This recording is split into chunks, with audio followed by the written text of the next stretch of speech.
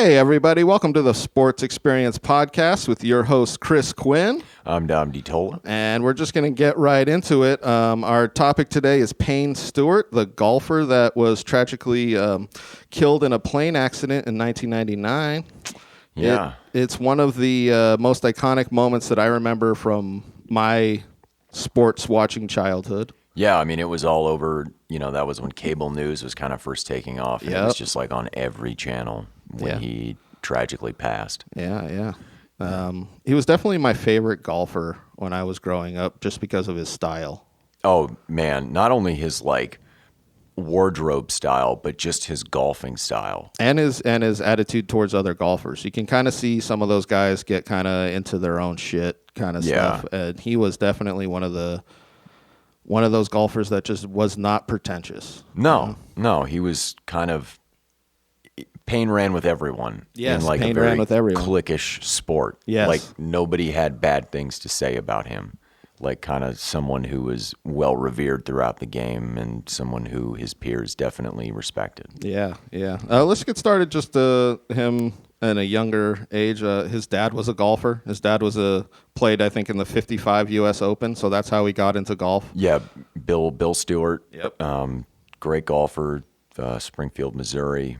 Has Payne, January 30th, 1957. I mean, kind of had to raise a family. Yeah. And could not live his golf dreams and wasn't one of those dads who was super into pushing his kid, but saw the talent. Family was part of a country club there in Springfield, Missouri, and just got him golfing. I feel like that was before parents really pushed, because they kind of just let their kids play a bevy of sports and kind of saw what they were more into, and then kind of pushed them into that, as opposed to nowadays where you have parents who are just like, my kid's only going to play golf. And you're like, okay, does he like golf? He's like, no, he doesn't like it at all. Put all of your eggs in this basket, and when they fail, unleash your wrath upon them. Exactly. Oh, man. But no, like I was saying before, though, is as a kid, you're at the country club all the time. Your dad is a pro-level golfer. You want to spend time with your dad. What are you going to do? He picked it and picked right. I mean, he played other sports growing up and was good at them, but, golf was kind of where it was at for him. Yeah, definitely. He had some, he didn't get his card right away, which I feel like happens to a lot of golfers. When they first try for it, they almost go to Asia or Europe for a year or two and kind of like a minor league system. Exactly. Almost, professionals, but not at the top level. Because even in college, he was a hotshot recruit for SMU, and he underperformed his first 3 years, and then really kind of after his dad, because his dad apparently just knew how to push all the right buttons with him to motivate him, and not sick way, living through your child way, but more of a I'm your dad and you're not living up to your potential way. Well, what I was thinking when they brought that up was he was like a professional, his dad, and he saw what it was to be a professional. Exactly. And he tried to lay that in to him, hey, if you really want to make this happen, these are the steps you need to take. And he went and did it his senior year. I mean, Co-Southwest Conference Golfer of the Year, that type of thing, and started actually winning tournaments in college. And because he had been just kind of at college for college, partying the frat lifestyle, that type of thing, and, got his stuff together. I feel like that happens a lot, especially in golf, where they're just well, I'll take this last year pretty serious, because the first, 3 years, they're just I'm in college, man. Let's live it up. Yeah, don't let my game slip too much. Yeah, exactly. Yeah, so then he got his card after a year in, I think it was the Asian Tour. Yeah, he won the 81 Indonesian Open. Yep. And really impressed. That's actually where he met his wife. His wife's Australian. Yeah, I thought that was interesting. Yeah. She was on vacation and they both met and, married to him until the day that he tragically passed. Yeah. Do you want to fast forward and get right into the 99 U.S. Open, or do you want to get into his older majors? I want to talk about that first, the 87 tournament in Orlando that he won, that big one. Oh, okay. They held the tournament. He had moved down to Florida because you can golf year-round there. Yep. And do a lot of other weird things in Florida year-round, but golf is pretty safe. Yeah. Yeah. But No, he won, and the golf course, his home was facing the 12th hole of the golf course, so he got to hug his wife and his kid, who were just at home during the whole thing. Was that the one where his dad got to see him win? That was the 84 Quad Cities. 84. That was the first one. Okay. But yeah, 87 was like a really big one. Not like a major, but like a super big one in Orlando. Yeah, one of those non-major majors. Yeah. I can't imagine how much money that would be bringing in for him. That's one of those things where golf's money started to really explode in the 80s and 90s. Yeah, there was a great story with Jack Nicklaus in the Ryder Cup where they were losing, and Nicklaus was like a captain, and Payne wasn't having a really good day. And this is kind of before the majors started coming for Payne, and money's rolling into golf, and Nicklaus, he doesn't tolerate losing. One of the arguably the greatest golfer ever, and he says, you win all this money, but you don't win shit. And it's true though. Yeah, it's especially true. at that time, he wasn't winning, and he was what people thought was underperforming. He would have leads or he would have good days, and then Sunday he would really have bad days. And the worst part was everyone was pulling for him. It was almost like Phil Mickelson before he broke through. Everyone was like, come on, this is a likable guy. We want you to win. And, it's just not happening. Like, nobody's rooting against him. Yeah. I feel like the average fan was rooting for him because of his style. And let's get into his style. Because that's why I originally got into him. I think I was like 10, 11, and my dad would be watching golf, and I'd be like, who's that guy? Because when you're watching golf, it's literally like 40 white guys in polo and khakis, and that's it. Yeah. And here comes this other white guy. Shit, all right. But here comes this other guy, and he's wearing these short pants. Yeah, he's wearing Knickers with high socks. Yep. I was going to say with the pants all the way rolled up, and then he would always have the classic golf cap. I always call it the paper boy. Yeah, me too. Yeah, like the get your papers here, get your papers. The newsie. Yeah, newsies. The newsie. Yeah. And that's what I always. And he had that style forever. Yeah, he was on the Asian tour. He decided to do this. He had gone to a tournament, and he was wearing like a red shirt with a white stripe and red slacks. And he looks around and he sees like 2 or 3 other guys wearing the exact same outfit. Yep. And it's almost a weird type of branding that he did. Oh, and it's not like new, because it's a throwback to like the old Bobby Joneses of golf, because that's what guys wore on the course. Yeah. And he parlayed that into a contract with the NFL to wear a team's colors in the tournaments of like the closest NFL team. Yep. So, I mean, like, even as a self-promoter, not like a self-aggrandizer, but just like a self-promoter, like, hey, I'm different than everybody else. Yeah. Like, you'll notice me when I'm playing. And I feel like a lot of golfers now kind of try and emulate that, where they almost try and stand out from everybody else. Yeah, like Ricky Fowler wears these acid Technicolor shirts and stuff. Yep. Like, yeah. In 2014, actually, Ricky Fowler wore the Knickers. Oh, did he really? Yeah. So it was the first U.S. Open back at Pinehurst. Okay. Since he won, and he wore it on Thursday. And he made a comment where he's just like, it was great to wear it, but it just doesn't feel right when I'm out there. And I can imagine the short pants must feel so weird when you're not used to them. Oh, totally. I can't even Or if you're wearing like a wool vest or something too, Yep. like with your shirt, I mean, that's got to be hot and miserable, especially like if you're someone as young as Ricky Fowler and you have like nice slacks and dry fit shirts and like, and that's what he's used to. Yeah. Like that's the only reality that I mean, great tribute, but like, yeah. That's what he said. He was just like, I couldn't do it another day. No. Like, I bet it kind of like affected his game too, because it's one of those things where you get into these rhythms and you don't even think about the clothes you wear. Yeah. It's, what's it called? The old sports saying, just for all sports. If you look good, you feel good. If you feel good, you play good. Yep. And for Payne Stewart to feel good in that outfit, which quite garish if I must say so myself, but man, that kudos to him. Like, if the pimps of America had like a favorite golfer, it had to be Payne Stewart. Oh, it had to be him. Straight up. Like, if he was around now, maybe not nowadays, but 2010, he'd be definitely having that pimp cup. Oh, totally. The chalice. The chalice, yes. You'd just be like, wonderful. Just filled with a margarita, his favorite beverage, just out there at the 19th hole. That's pretty good. I like that. Yeah, absolutely. But he finally broke through. 1989, won the PGA Championship. That must have been pretty fun. First major. I want to talk about the Orlando one. Okay. That must have been really fun to because that's his home course. Yeah. You know, just winning that must have been a weird, surreal event, because I can't imagine how many times you lose on the PGA Tour. Yeah, all the time. Yeah, it's like baseball. Yes, you're good if you fail 7 out of 10 times. It's even less on the PGA. I mean, granted, you make bank if you finish like 5th every time, and that's kind of what he did. Yes, like consistently throughout the mid to late 80s, that's what he was doing, was finishing like most top 10 finishes, just not necessarily breaking through. Yes, he was high on the money list almost every year, but he never winning. Yeah, and it's one of those things where that's what really separates these great players from good players. So when he started to win, people are like, oh, here we go. Mm-hmm. And that's why I feel like happened towards the end of his career was he was really finding his like rhythm. Yeah, he found it back. Yeah. Yeah. Oh, I was just going to say, because, 89 U.S. Open, 1991 PGA, you've won 2 majors in a 2-year span, and you only have 4 times a year. He went out and brought it, and then he kind of got it too much into his own head. Yes.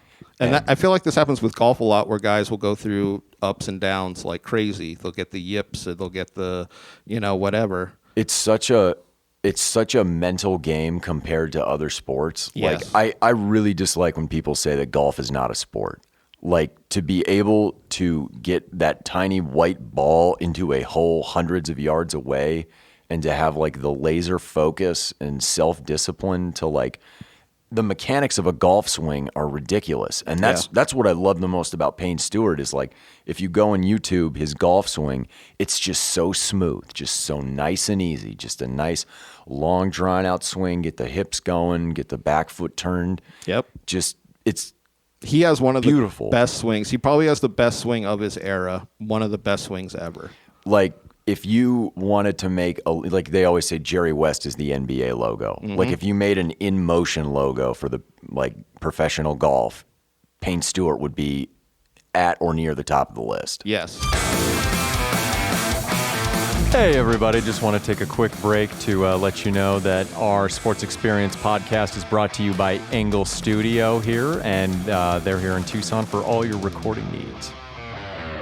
I always think of Ken Griffey Jr.'s swing. Yes. Oh, man. It's one of those things where even if you're not into baseball, you're not into golf, when you see it, you're like, that looks pretty. Yeah. Like, there's something about that that's just completely fluid. Like, his swing, and this is what I love about the YouTube, was this was right at the era of these sports celebrities putting videos of themselves up, and you literally have Payne Stewart talking through his swing. Yeah, and like there's old video of him someone uploaded for that. And I love it. So cool. Yeah, it's just one of those things where you wouldn't get that from the golfers of the 70s or the, you know what I mean? So in this era of televised almost everything, it's one of those things that I think will hold on for years and years to come. Yeah, and like nobody can forget him either, because they always remember. They'll remember the outfit. They'll remember the guy that was liked by everybody. They'll remember the swing. I mean, there's just something about him, that everyone will remember. Yeah, that was the thing where when I was watching him as a kid, I didn't really understand, and my dad would always say that. He'd be like, that swing, and I would just be like, okay. Yeah. And then later on, when you start like really playing golf and you start swinging, you're like, oh, I get it. Like, yeah. I couldn't swing like he. I don't think I could have the constant motion that he has with it. It's like the fluid mechanics of it all. The fluid mechanics. That's a perfect way to put it. Like when you look at baseball, you look at someone swing like Junior, and then you look at someone like Barry Bonds later in his career when he was using those maple bats and had like, the Mardi Gras head, as Robin Williams used to say. Yep. His swing was just so violent. Like it was mechanically good, and it was good to look at if you like look at it, as a baseball fan, but it was like violent. It wasn't like sweet. Just wasn't like Junior, just that nice kind of little uppercut type thing, and just, man, beautiful. Fluid mechanics. I really like that. I feel like that's the perfect explanation for it, because you know it when you see it.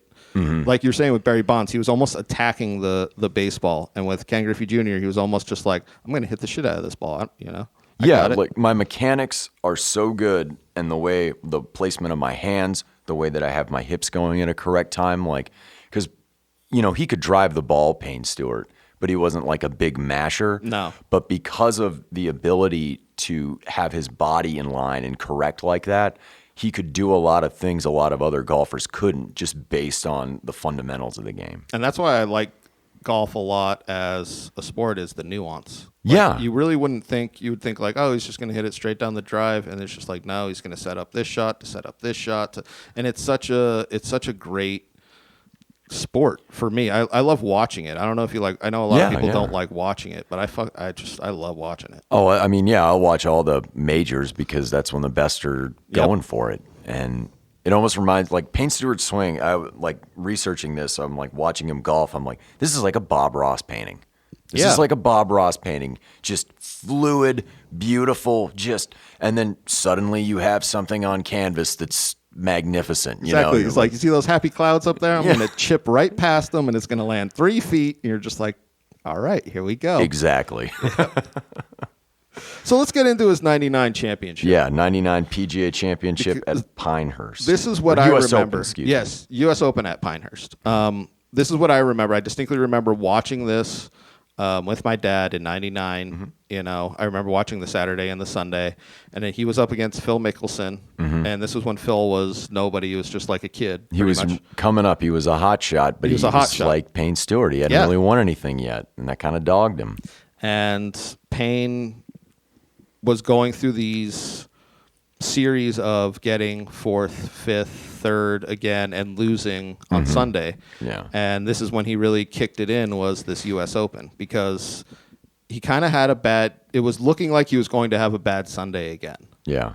And he really had, and people say his putt on 16 and his putt on 18 were two of the best putts. Oh, incredible. In U.S. Open history. And if you go back and watch them, they really are. Everything that is hard about a golf putt is in these, like downhill. Like they were talking about, it was just like, if you barely touch it, it's going to go into the rough. You know? Or like, if you don't hit it right, it could go one way and then another.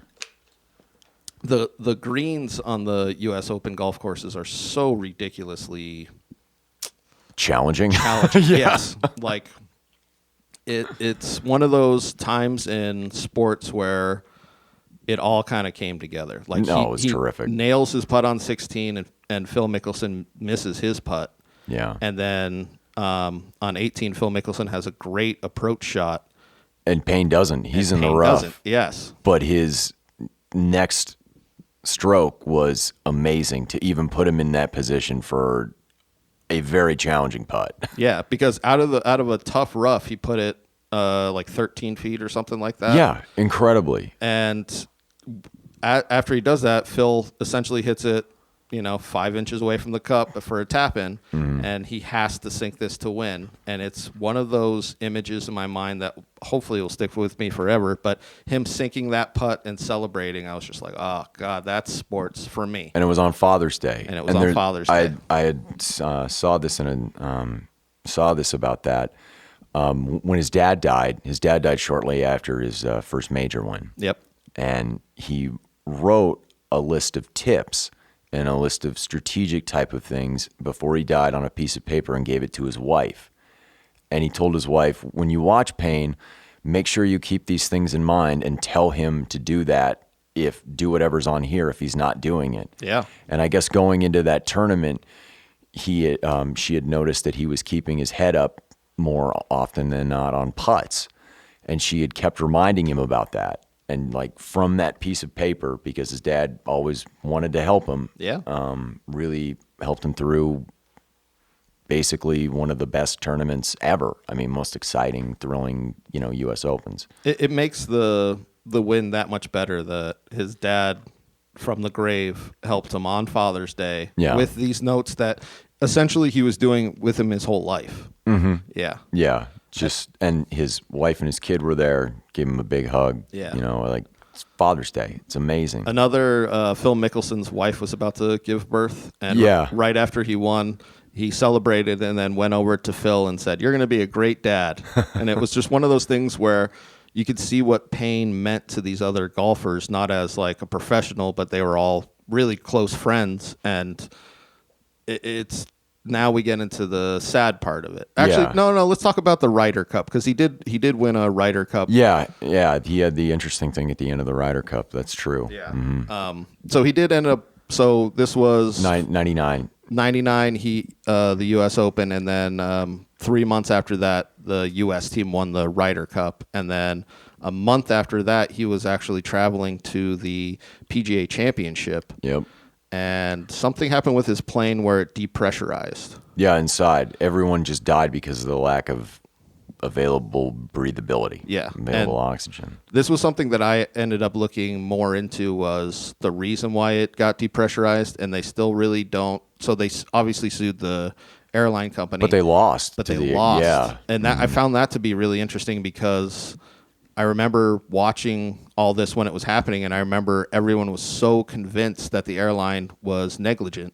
Yep. And it turned out they really weren't. It was just something unfortunate that happened. Yeah, it was just one of those things. And, during that kind of soul-searching period from 91 to 99, he really got involved with the Christian church and really, devoted his life to it. And everyone on board the plane, was as involved as he was. And people would say, like, nope, that was just their time. Like, they had run the race, they had fought the good fight, and that was just an unfortunate set of circumstances. Yeah. And just completely rocked the golf world. Oh, completely. Like the sports world. I was trying to think of another professional athlete that died literally months after, because this is essentially like a World Series championship, a major win. Yeah. Even though there's 4 of them, it's less likely for a golfer to win one. So that's why I feel about it. So it's like, I can't even really think of another. The only one I can compare it to is Clemente after he got his 3,000th hit on the last day of the season. Oh, and then died in the plane crash in Nicaragua. Yeah. He was trying to get food and aid after like an earthquake, I think. Yeah. And yeah, he died. That's why, like, when you look at the record books, he's at 3,000, which makes it even more special.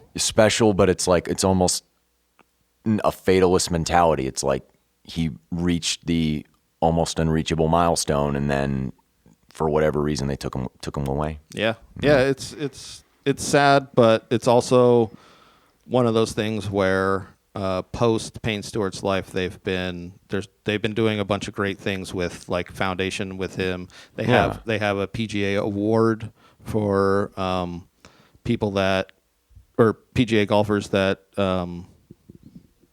do a bunch of charity and charitable work. And so they have a bunch of Payne Stewart stuff, but it's definitely sad that he was taken so early, and he was taken in this time where his career was in this resurgence where he could have won a couple more majors. Oh yeah, no, I mean, he was almost 43 when he died.